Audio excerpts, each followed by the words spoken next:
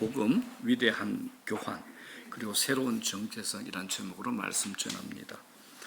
여러분, 김혜자 씨 잘 알죠? 권사님이잖아요, 그죠? 아주 유명한 분인데, 배우 김혜자 씨가 주연한 눈이 부시게라는 TV 드라마가 있습니다. 이거 JTBC에서 한 걸 알고 있는데, 극중에서 그녀는 우리가 흔히 치매라 부르는 알츠하이머를 앓았습니다.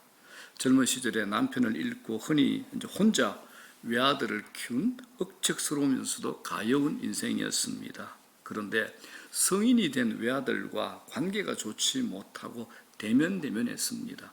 그 이유가 있습니다. 어린 시절 아버지 없이 지냈던 아들이 혼자 골목에서 공을 가지고 놀다가 그만 자동차 사고를 당합니다.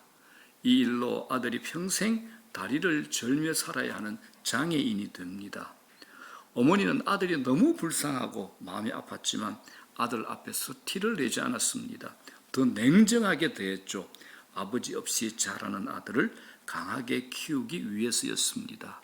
그래서 늦잠 자는 아들 혼내고 아빠 학교 가기 싫다고 할 때는 억지로 약을 먹이다시피 해서 학교로 보냅니다. 아들은 그런 어머니가 몹시 서운했습니다.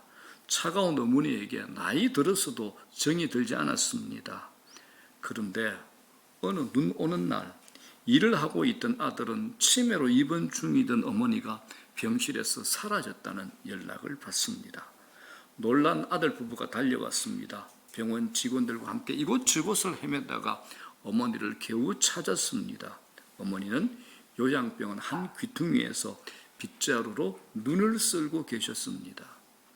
아들이 화가 났죠. 어머니 도대체 여기서 뭐하고 계시냐고. 그러자 어머니가 이제 치매니까 해맑은 미소를 띠면서 말합니다. 눈이 와서 다리가 불편한 우리 아들 학교 가는 길에 넘어지지 않도록 길을 쓸고 있습니다 라고 말을 합니다. 그제야 이제 이 아들이 깨닫게 됩니다. 자신이 어릴 때 추운 겨울에 학교 갈 때 유독 자기 집 문 앞에 눈이 깨끗이 지워졌다는 것. 그때는 옆집 아저씨가 그런 줄 알았고 자신에게 냉정한 어머니가 했을 거라고는 상상을 못했던 겁니다. 이 어머니가 치매를 앓으면서 모든 기억을 다 잃어버렸는데 눈 오는 날이면 아들을 위해 눈을 쓸었던 그 기억만은 잃지 않았던 겁니다. 오늘도 자신의 아들이 학교 간다는 이 생각만 하고 눈 내리는 것을 보자마자 비를 들고 나와서 눈을 쓸었던 겁니다. 아들은 자신을 알아보지 못하는 어머니에게 말합니다. 손을 잡고 저 보세요. 아들은요, 엄마가 이렇게 자신을 위해서 눈을 쓰는 것 모릅니다 라고 말합니다. 그랬더니 어머니가 이런 대답을 해요. 몰라도 돼요.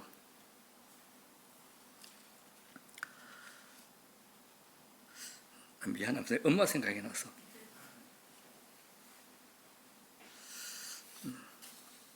우리 아들만 넘어지지 않으면 돼요. 이 위대한 장면은 사랑 때문에 우리를 굉장히 뭉클하게 합니다. 오늘 사순절을 지나는데 오늘 이 말씀대로 저는 우리 어머니의 사랑을 뛰어넘는 하나님의 위대한 사랑, 복음이라는 주제를 가지고 은혜를 나누고자 합니다. 성경을 보게 되면 예수님께서 자신이 하고 싶은 이야기를 위해 종종 수상해 보이는 인물도 사용하신다는 것을 우리가 알 수 있습니다.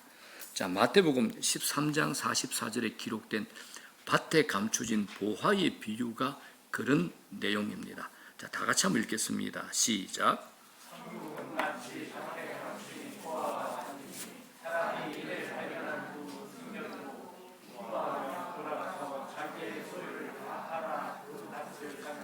그러죠. 천국은 마치 밭에 감추인 보화와 같으니 어떤 한 사람이 이를 발견한 후에 숨겨두고 기뻐하며 돌아가서 자기의 소유를 다 팔아서 그 밭을 사는 겁니다.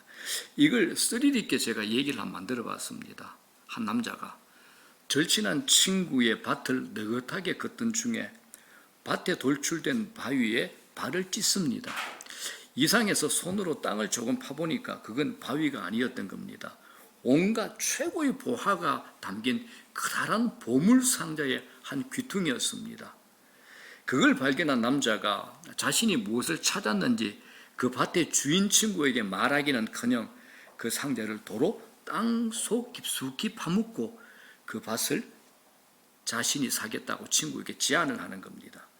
주인 친구가 갑작스러운 제안에 놀라죠. 물어봅니다. 자네 왜 그 밭을 사려고 하는가?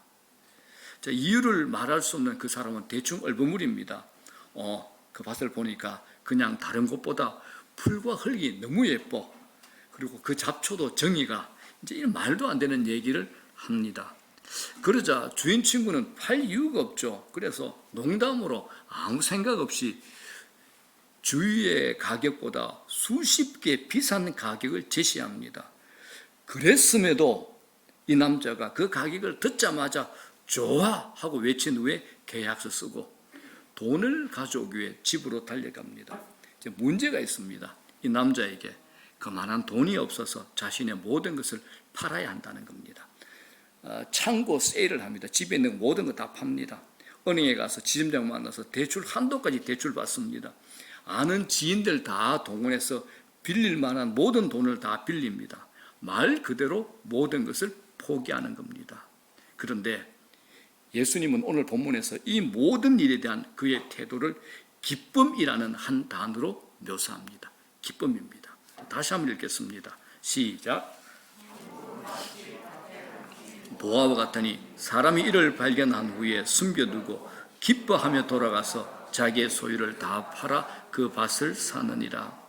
이 남자의 마음을 채운 것은 팔아 잃은 것에 대한 슬픔이 아니라 얻을 것에 대한 기쁨이 있었기 때문입니다.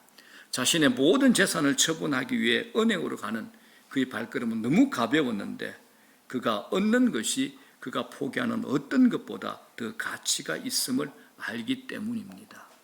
여기에 기뻐하다라는 단어는 헬라어로 카라스라는 단어인데 똑같은 단어를 예수님의 사역에 사용한 곳이 있습니다.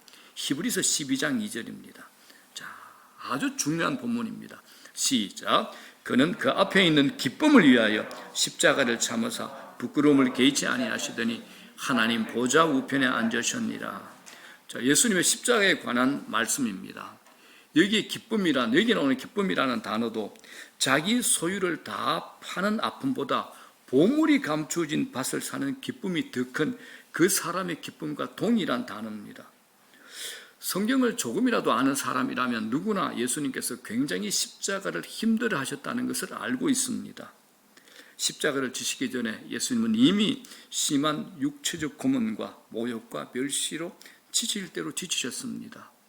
그런 몸으로 십자가에 달리셔서 피가 몸에서 서서히 빠져나가고 호흡이 점점 힘들어지고 오랫동안 십자가에 매달려 있으므로 결국 심장마비나 질식, 쇼크로 숨지는 아주 고통스러운 십자가 죽음을 주님께서 당하셨습니다. 거기에다가 오늘날 이 성화를 보게 되면 예수님의 허리 부분이 가려져 있죠. 십자가에 달리신 예수님의 허리 부분이 가려져 있습니다. 그런데 다수의 역사가들에 의하면 십자가에 처형되는 죄수는 벌거벗은 나체였다고 합니다. 예수님은 십자가에서 벌거벗은 나체로 달리신 겁니다. 자기들 따랐던 제자들 앞에서, 여자들 앞에서 창조주 하나님이 피조물 앞에서 벌거벗어 있으니까 얼마나 수치스러웠겠습니까? 그런데 오늘 본문의 히브리서의 표현은 다릅니다. 그는 그 앞에 있는 기쁨을 위하여 십자가를 참으사 부끄러움을 개의치 아니하시더니라고 얘기합니다. 인간의 한계를 넘어서는 치욕과 수치와 저주의 십자가를 참으시고 군중들의 조롱과 야유에도 부끄러움을 무시하고 지나치셨다고 합니다. 그 이유가 뭘까요? 그 이유가 예수님은 그 앞에 있는 기쁨을 위하여 십자가를 참으시고 부끄러움조차도 넘기셨다라고 합니다. 그렇다면 도대체 그 기쁨이 뭘까요? 여러분, 저 문장의 저 기쁨이 뭘까요? 예수님에게 가장 큰 기쁨은 예수님의 십자가를 통해서 구원받게 될 저와 여러분입니다. 십자가의 고통, 그 수치 부끄러움보다 우리를 구원하고자 하는 그 기쁨이 더 크셨기 때문에 십자가를 기쁨으로 참으셨다라는 겁니다. 극한의 십자가의 고통과 수치와 부끄러움보다 우리를 구원하여 하나님 자녀 삼아 하는 기쁨이 더 크다라는 겁니다. 여러분은 이 말씀이 어떻습니까? 일주일 내내 저 말씀이 저를 사로잡았습니다. 우리가 하나님으로부터 어떤 존재며 어떤 대우를 받고 있는지 아시겠습니까? 우리가 하나님으로부터 어떤 대우를 받고 있는지 아시겠습니까? 이걸 복음이라 그럽니다. 자, 우리가 자주 사용하고 듣는 말이 복음이라는 용어인데 여러분들이 이 말을 정확하게 설명할 수 있겠습니까? 우리가 복음 전한다 할 때 여러분들이 이 말을 정확하게 설명할 수 있겠습니까? 많은 분들이 아시겠지만 알 듯 말 듯한 분들도 있을 것 같아 이 말부터 제가 정확하게 좀 정리를 하고 넘어가도록 하겠습니다.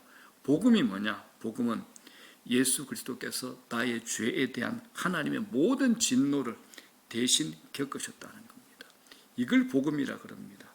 예수 그리스도께서 내 죄에 대한 하나님의 모든 진노를 대신 겪으신 겁니다. 누가요?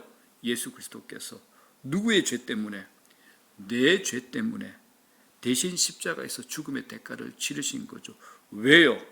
죄를 용서하지 못하는 하나님의 진노를 내 대신 받으시고 겪으신 것, 이걸 복음이라 그럽니다.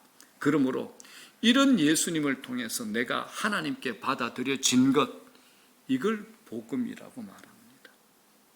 이런 예수님을 통해서 내가 하나님께 받아들여진 것, 이걸 복음이라고 합니다. 예수 그리스도께서 나와 자리를 바꾸셨습니다. 자리 바꿈한 겁니다. 죄 때문에 내가 선고받은 죽음을 예수 그리스도께서 대신 죽으신 겁니다. 4세기에 교회의 아버지라고 불렸고 삼위일체 신관을 완성시킨 성 아타나시우스는 이걸 위대한 교환이라고 칭했습니다. 위대한 교환이죠. 예수님과 나를 바꾼 겁니다. 내 험, 내 연약함, 내 부족함, 내 가지고 있는 수치, 내 안에 있는 은밀한 죄까지, 내 과거의 상처까지, 이런 나의 모든 기록을 가져가 나를 대신해 죽으셨고 대신 흠없고 죄 없는 완벽한 의가 되시는 예수 그리스도 자신의 기록을 내게 넘기신 겁니다. 내가 입고 있는 죄의 옷을 벗겨 예수님이 대신 입으신 겁니다. 대신에 예수님께서 입고 계시는 의의 옷을 벗어 내게 입히신 겁니다. 우리를 벌벌 떨게 만드는 성경 말씀의 구절이 있죠. 로마서 6장 23절입니다. 뭐라 그럽니까? 죄의 싹은 사망입니다. 죄의 대가는 죽음이라는 겁니다. 자, 여러분들 중에서 죄 짓지 않는 분이 있나요? 이 세상 사람 중에 죄 없는 사람이 있나요? 없습니다. 근데 이 죄의 대가는 뭡니까? 죽음입니다. 이 죽음이 어떤 죽음입니까? 그냥 죽는 거 아닙니다. 저주, 지옥에 가는 죽음을 말하는 겁니다. 그래서 예수님께서 나의 자리에서 대신 죽으신 겁니다. 대신에 내게 하나님의 자녀, 천국 백성이 되는 구원을 선물로 주신 겁니다. 제가 너무 좋아하는 말씀, 고린도후서 5장 21절에 하나님께서 우리에게 이렇게 말씀합니다. 다 같이 시작. 하나님이 죄를 알지도 못하시는 이를 우리를 대신하여 죄로 삼으신 것은 우리로 하여금 그 안에서 하나님의 의가 되게 하려 하심이라. 이 말씀, 우리를 대신하여 죄를 삼으셨다. 나를 대신하여 죄를 삼으신 겁니다. 누구를요? 예수 그리스도를. 실제로 그분이 나의 죄가 되셨습니다. 그래서 나는 의인이 된 거죠. 자, 여러분, 이게 복음입니다. 이건 하나님께서 지금 나를 사랑하시는 것보다 더 사랑할 수 없다는 의미입니다. 우리를 최고로 사랑하는 게 뭐냐? 당신의 아들을 이 땅에 보내서 내 대신 그 죄값을 치르게 만드는 것. 이게 하나님이 우리를 향해서 할 수 있는 최고의 사랑입니다. 그 이상의 사랑은 없습니다. 자, 여러분 다시 마음에 명확하게 정리할 수 있으면 좋겠습니다. 복음이 뭐냐? 다 같이 시작. 복음은 예수 그리스도께서 나의 죄에 대한 하나님의 모든 진노를 대신 겪으셨다는 겁니다. 그러므로 예수님을 통해서 내가 하나님께 받아들여진 겁니다. 이게 우리의 복음이에요. 우리의 새로운 정체성이 되는 겁니다. 이건 저는 이렇게 표현합니다. 우주의 가장 큰 선물입니다. 이 세상 아닙니다. 우주의 가장 큰 선물, 제일 놀라운 복된 소식이 바로 이 소식입니다. 오늘 제가 여러분들에게 꼭 부탁드리고 싶은 제 간절한 마음이 있습니다. 이 사실이, 이 진리가 우리 마음에 충분히 스며들도록 하자는 겁니다. 여러분 마음에 충분히 스며들도록 하자는 겁니다. 이 복음의 진리로 우리 자신을 흠뻑 적셔야 됩니다. 이게 복음입니다. 그렇게 되면 우리 인생이 잘 풀리지 않을 때도 기쁨이 나를 붙들어 줄 겁니다. 내가 살아가다가 내 인생이 내 얼굴에 주먹질을 날릴지라도 주님, 내게는 받을 자격 없지만은 받게 된 하나님의 사랑이 있습니다. 하나님의 용납이라는 보물이 있습니다. 라고 하면서 전혀 주눅들지 않고 어떤 결핍도 우리를 건드리지 못하게 될 겁니다. 자, 여러분들에게 묻고 싶은 것이 있습니다. 여러분들이 하루 집을 비운 동안에 어떤 친구가 그 집에 놀러 왔는데 그 집에 머무는 동안에 우연히 집 안을 돌아보다 거실에 날짜가 지나 연체된 고지서 한 장을 발견하고 그 친구가 대신 지불해 줬다. 그럼 여러분 어떻게 하시겠습니까? 아마 그 고지서 금액이 얼마였는지에 따라 다를 겁니다. 그렇죠.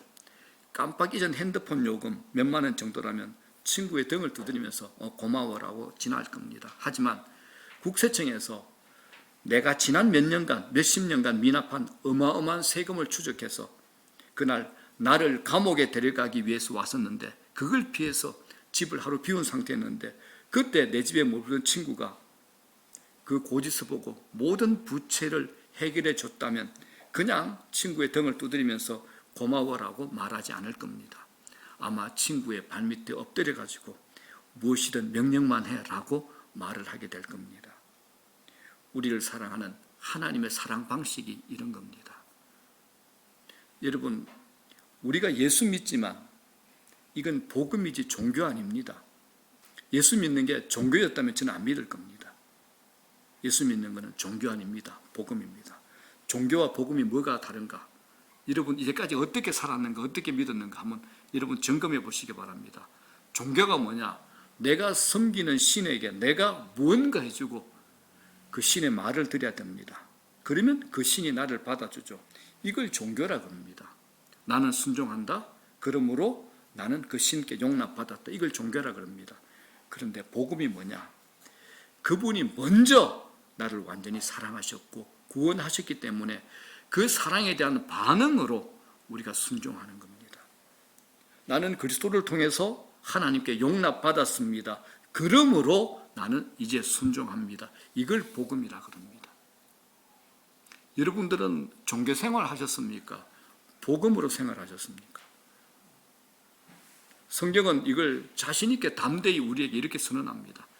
요한일서 4장 10절 시작. 사랑은 여기 있으니 우리가 하나님을 사랑하는 것이 아니요 하나님이 우리를 사랑하사 우리 죄를 속하기 위하여 화목제물로 그 아들을 보내셨습니다. 사랑은 여기 있습니다. 우리가 하나님을 사랑한 것이 아니라 여러분 하나님 사랑하셨나요? 아니잖아요. 하나님께서 우리를 사랑하셔서 우리 죄를 위해 하나님 아들 예수 그리스도를 하나님과 화목하기 위한 화목제물로 보내주셨습니다. 여러분 물어볼게요. 여러분들이 하나님 믿으신 겁니까? 하나님께서 여러분 믿게 하셔서 이제 믿고 있는 겁니까? 전자입니까? 후자입니까? 처음에는 내가 믿어서 그런 줄 알았어요. 시간 지나보면 압니다. 하나님께서 내게 오셔서 하나님 믿게 하셨습니다. 라고 고백하게 됩니다. 우리가 하나님을 사랑함이 먼저입니까? 하나님께서 우리를 사랑하셨음이 먼저입니까? 이 순서가 얼마나 중요하든지 사도 요한이 뒤에 다시 한번 강조합니다. 19절에 또 얘기합니다. 시작. 우리가 사랑하면 그가 먼저 우리를 사랑하셨습니다. 우리가 하나님을 사랑하면 하나님께서 우리를 먼저 사랑하여 주셨기 때문입니다. 이게 우주 최고의 선물 복음이라는 겁니다. 이것이 얼마나 신비롭고 놀랍기에 하늘의 천사들도 이걸 보기에 즐거워한다고 사도 베드로가 증언합니다. 베드로전서 1장 12절입니다. 시작. 이 섬긴 바가 자기를 위한 것이 아니요 너희를 위한 것임이 계시로 알게 되었으니 이것은 하늘로부터 보내신 성령을 힘입어 복음을 전하는 자들로 이제 너희에게 알린 것이요 천사들도 살펴보기를 원하는 것이니라. 자, 여기에 섬긴 바가 누구예요? 선지자들입니다. 선지자들은 그들이 복음 전하고 있는 일들이 여러분들을 위한 것임을 깨닫게 됐는데 이 일들은 천사들도 보고 싶어 합니다. 이런 말씀입니다. 사도 베드로는 천사들은 하나님의 임재 속에서 사는 놀랍고도 장엄하고 강력한 존재들이나 그들도 복음을 제일 즐거워한다라고 우리에게 말하고 있는 겁니다. 여러분, 이 복음이 기독교의 시작입니다. 이 복음이 기독교의 모든 것이 됩니다. 이게 하나님께서 우리에게 다가오는 방법입니다. 그러므로 복음의 진리가 우리 마음에 충분히 스며들어야 하며 우리 자신을 흠뻑 적셔야 됩니다. 이게 하나님께서 우리에게 선물로 주신 새로운 우리의 정체성이 되는 겁니다. 그런데 이걸 뒤집고 헤집어 놓는 대적 사탄이 있죠. 사탄 마귀는 이걸 의심하게 만들고 받아들이지 못하게 합니다. 이건 우리에게 뿐만 아니라 예수님에게도 사탄 마귀는 이 방법을 씁니다. 제가 성경으로 증명을 해볼게요. 우리가 잘 아는 한 사건이 있죠.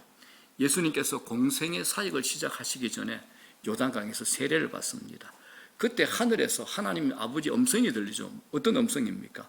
하늘로부터 소리가 있어 말씀하시되 이는 내 뭐죠? 사랑하는 아들이요 내 기뻐하는 자라. 이런 말씀이 들렸습니다. 내 사랑하는 아들이요. 그리고 이제 얼마 후에 예수님께서 성령에 이끌려 마귀의 시험을 받기 위해 광야로 갑니다. 광야에서 40일 금식을 하고 있을 때 배가 굉장히 고플 때죠.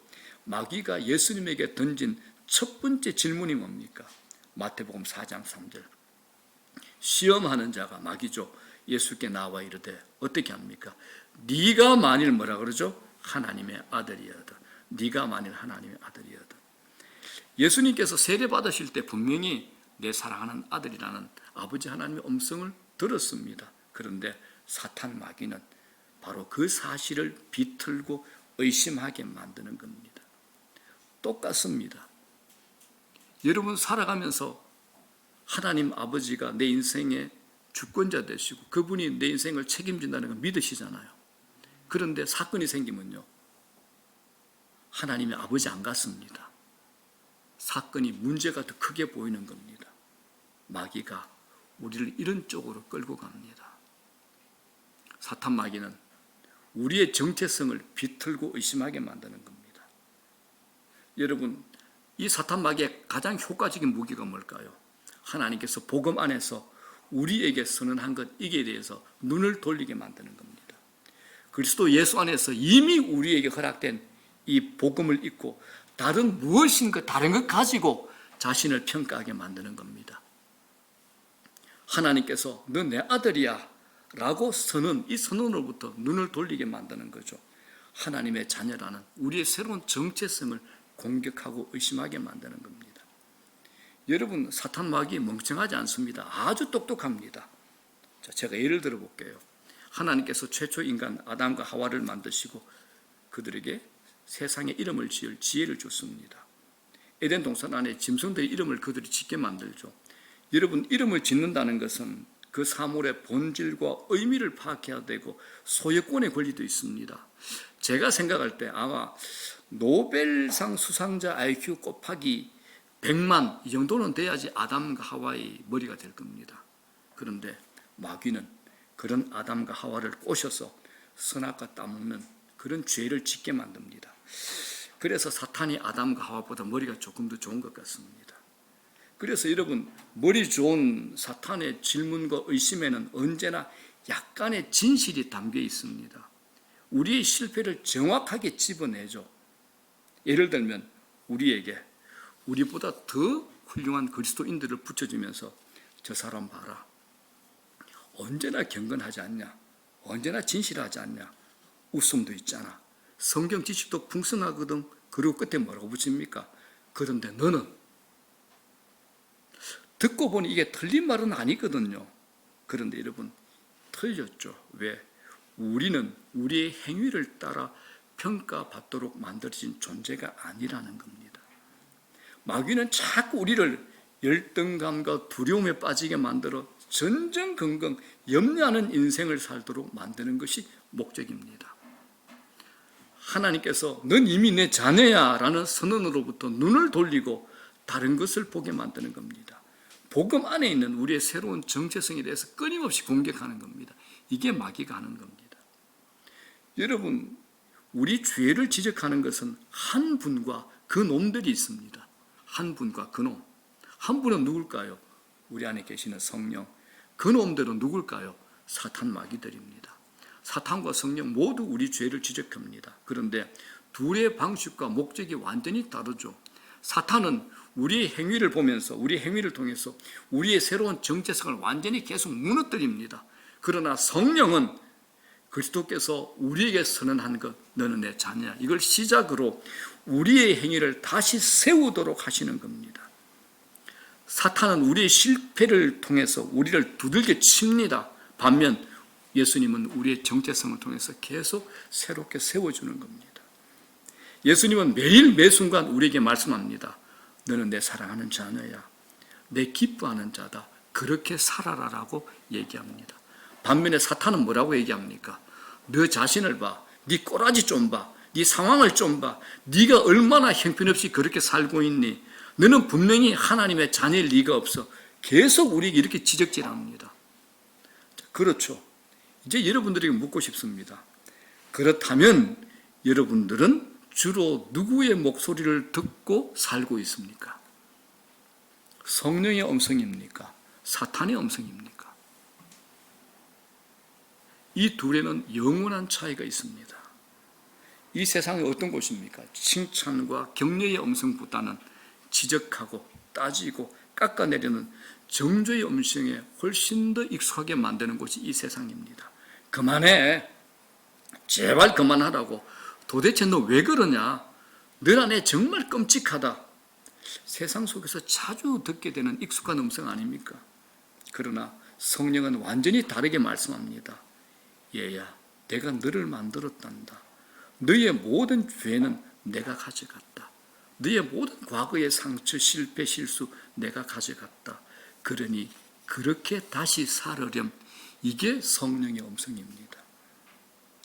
예수님은 실제로 그렇게 하셨습니다. 제가 성경을 보고 또 예를 들겠습니다. 요한복음 8장을 보게 되면 한 여자가 간음하다가 현장에서 잡혔어요. 당시의 법을 적용하면 그 여자는 돌로 쳐 죽이게 돼 있습니다. 그런데 서기관과 바리새인 종교 지도자들이 그 여자를 어떻게 처리해야 될지 예수님께 데리고 와서 질문한 겁니다. 이 질문에 함정이 두 가지 있습니다. 빠져나가지 못할 함정이 있습니다. 첫 번째 뭐냐? 예수님께서 율법에 따라서 돌로 그 여자를 쳐 죽이라고 대답하면 예수님이 평소에 뭐라 그랬습니까? 뭐라고 가르쳤죠? 원수까지 사랑하라. 이런 예수님 자신의 가르침을 위반하게 되는 모순에 빠지게 되죠. 또 반대로 가늠한 여자를 처벌하지 말라고 예수님이 대답할 경우 그들은 예수님을 율법을 파괴하는 파괴자로 고발할 그럴 계획이었습니다. 이 질문에 예수님께서 기가 막힌 하늘의 답변을 하셨습니다. 뭐라고 하셨습니까? 너희 중에 죄 없는 자가 먼저 돌로 치라 합니다. 율법의 기준으로 그 여자를 돌로 쳐 죽여야 된다. 그러나 율법의 기준으로 자신이 죄가 없고 의롭다고 자부할 수 있는 사람만 돌로 치라 그랬던 겁니다. 이 말에 누가 감히 돌을 들 수 있겠습니까? 누가 감히 예수님을 공격할 수 있겠습니까? 예수님을 함정에 빠뜨릴 기회를 잡았다고 의기양양했던 종교 지도자들이 할 말을 잃고 슬그머니 그 자리를 빠져나갑니다. 이제 그 현장에 누가 남았습니까? 예수님과 가늠한 여자 둘만 남았습니다. 그 자리에서 하신 예수님의 말씀이 초강력 핵폭탄입니다. 악본입니다. 이런 말씀을 하십니다. 뭐라 그렇습니까? 나도 너를 정죄하지 아니하노니 가서 다시는 죄를 범하지 말라. 별로 은혜가 안 되는 표정인데, 자, 물어보겠습니다. 오늘 설교 맥락과 연결해서 이 말씀의 가장 중요한 게 뭘까요? 이 말씀의 가장 중요한 거, 말의 순서입니다. 나도 너를 정죄하지 않는다라는 이 복음의 약속이 앞에 먼저 왔고, 그리고 가서 다시는 죄를 범하지 말라는 명령이 따라온 겁니다. 복음의 약속이 먼저입니다. 명령은 그 다음입니다. 이게 왜 중요하냐? 우리는 늘 반대로 합니다. 순서를 뒤집어서 말하죠. 집에 있는 아기들, 사랑하는 아이들 지적할 때도 먼저 뒤집어서 얘기합니다. 네가 가서 죄를 짓지 않는다면 하나님이 너를 용납해 줄 거야. 뒤집습니다. 우린 이렇게 살아가고 있습니다. 이게 우리 몸에 배어있는 유전적 삶의 방식입니다. 바꾸셔야 됩니다. 복음으로 뒤집으셔야 됩니다. 우리를 의롭다고 인정하시고 바라보신다는 하나님의 약속이 먼저라는 겁니다. 명령은 그 다음입니다. 이쯤에서 아직도 의심과 불신을 가지고 복음의 완전함을 받아들이지 못해 하나님이 부여하신 새로운 정체성에 대해서 머뭇거리는 분들이 있을 겁니다. 몇 가지 이유가 있을 테지만 아마 이런 이유 때문일 겁니다. 첫 번째, 자신의 과거의 삶의 오점, 실패를 떨쳐내지 못한 경우입니다. 이런 소리가 들리죠. 네가 얼마 전에 한 짓거리 좀 봐. 너 실패했잖아. 또 실패할 거야. 너 아무짝에도 쓸데없어. 여러분, 이건 우리 마음속에 말을 거는 사탄 마귀의 음성입니다. 하나님 절대 우리에게 이렇게 말씀하지 않습니다. 어떻게 해야 될까요? 복음 안에서 우리가 얻게 된 새로운 정체성을 받아들이셔야 됩니다. 어쩌면 현실은 계획만큼 보란 듯이 성공하지 못했을 수도 있고 부모나 배우자, 친구, 가족들을 실망시켰다고 생각할 수도 있습니다. 탐탁지 않아 하는 그들의 시선도 느낄 수 있습니다. 실제로 말을 빙빙 돌려서 너에게 실망이야, 그것밖에 안 되니라고 말하기도 할 겁니다. 이럴 때 그들의 사람의 인정과 평가가 아니라 하나님께서 우리에게 말씀하시는 그 음성을 붙들어 얘기합니다. 자신에게 복음을 선포하는 겁니다. 다 같이 시작. 나는 이미 예수님으로 인해 하나님께로부터 완전한 인정을 받아서 중요한 것은 사람의 평가나 인정이 아니라 하나님의 인정이야 라고 자신에게 복음을 선포하는 겁니다. 여러분들은 사람의 평가, 사람의 인정에 목매달고 사시나요? 하나님의 인정, 하나님의 평가에 거기에 매여 사시나요? 어느 쪽이신가요? 어느 쪽에 매여 사시는가요? 복음을 붙드셔야 됩니다. 복음을 붙드셔야 됩니다. 두 번째입니다. 우리 삶에 나타난, 신앙생활을 오래 하신 분들 중에다 우리 자신의 삶에 나타난 너무 적은 성령의 열매 때문에 불만일 수도 있습니다. 이거죠. 구원받았다는 내가 어떻게 이렇게 엉망일 수도 있지? 이런 생각할 수 있습니다. 저도 그렇습니다. 내 마음을 들여다보면 관용도 좁지요. 감춰놓은 이기심은 무지무지하게 크죠. 여전히 질투와 교만이 잡초처럼 끈질기게 내 안에서 올라옴을 나도 보게 됩니다. 이런 저의 모습에 저도 실망합니다. 그런데 저는 여기에 멈춰 있지 않습니다. 나의 정체성과 나의 안전은 내 신앙의 진보에 있지 않고 그리스도 안에서 선물로 얻은 하나님의 용납 안에 있다라는 약속의 말씀을 저는 붙듭니다. 이게 먼저입니다. 이게 먼저입니다. 이게 복음입니다, 여러분. 이게 예수 믿는 겁니다. 제발 뒤집어서 종교생활 하지 마시고 복음 안에서 새로운 정체성으로 살아가시라는 겁니다. 제가 어제 저녁에 이 말씀 준비하면서 굉장히 고민을 했습니다. 많은 분들이 종교생활을 합니다.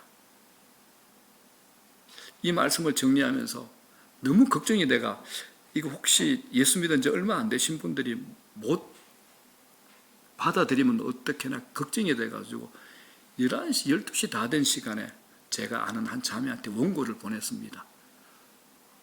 미안한데 빨리 읽어보고 이해가 되는지 맑게 알아듣겠는지 확인해라. 그랬더니 한 30분이나 뒤에 전화가 왔어요.